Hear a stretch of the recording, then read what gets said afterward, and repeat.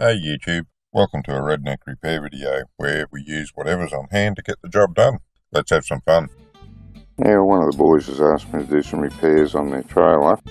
This here piece of an axle, by the looks of it, is used to hold the spare wheel on, and this thread up here is deteriorated from rust to the point where the nut will barely stay on. So I've got to replace this, and they want it done today rather than wait for the shops to be open to get some thread. We're going to just make do with what we've got on hand. Now I could cut something up on the lathe, but it's an urgent job, wants to use it.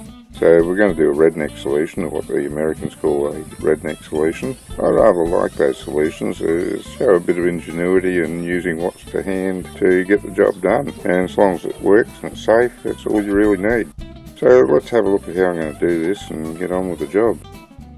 We don't have a thread the right size to use for this. We're not going to take the time to turn it down the lathe. We do have a table which happens to have a thread the right size, and I happen to have a piece of pipe in the scrap heap that will do the job of sitting on there. So I'm going to weld the table to the pipe, weld the pipe to the trailer.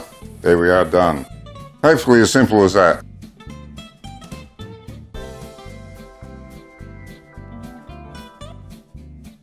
I'll hold him while I weld him.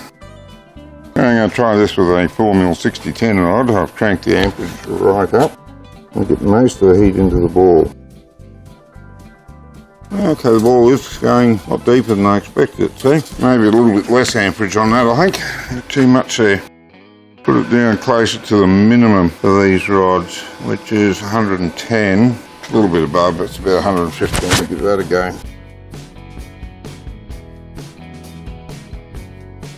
Okay, well that's not too bad. Once I got the amperage right, give him a bit of a chip off and see what he looks like underneath. Yeah, I'm going to try something I've never tried before. I see it done on YouTube a little bit, and that is to buff the slag off with a wire brush. And all I've got is this wire brush on the drill. Really needs one of the heavier ones, one of those really knotty wire brushes, heavy wire brushes I think. Put it on a grinder, but this is what I got and I'll give it a go. Well, there wasn't much slag to come off that. It's a really light layer of slag. I got a bit of undercut on that, so I think I'm going to go over it with 6013. Just put a bit of fill up in that undercut, but without anything like the amperage that I was using on the 6010. So I'm going to wind this right back. Slag's falling off already. That's what I like about 6013.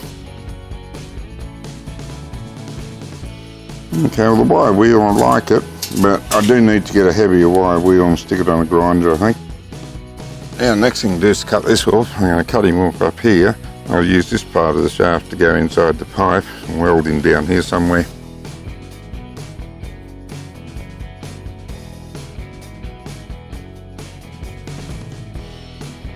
There we go, that's how he fits. He should be about the right height. Excellent. Right, just got to weld that on now. And rightly or wrongly, I've decided to do this as a multi-pass weld using the thinner rod and a lower amperage. And I have to watch my angles because I'm not really used to welding like this.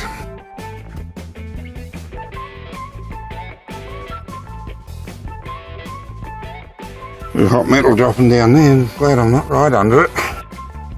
This is bad. I'm looking to the sun to do it, which means my helmet's pretty much dark all the time.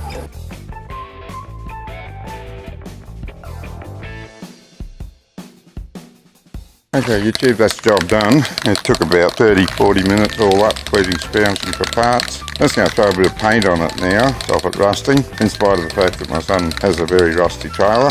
I'm sort of tempted to paint this, give him a yellow paste on here, just so it stands out, and because he ran off to do something else while he left me to do the job.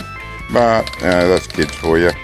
I'll give it a coat of this blue zinc, which will keep it from rusting for a while. Depends how well he looks after it after that. And it'll more or less match in with the paint that's on there.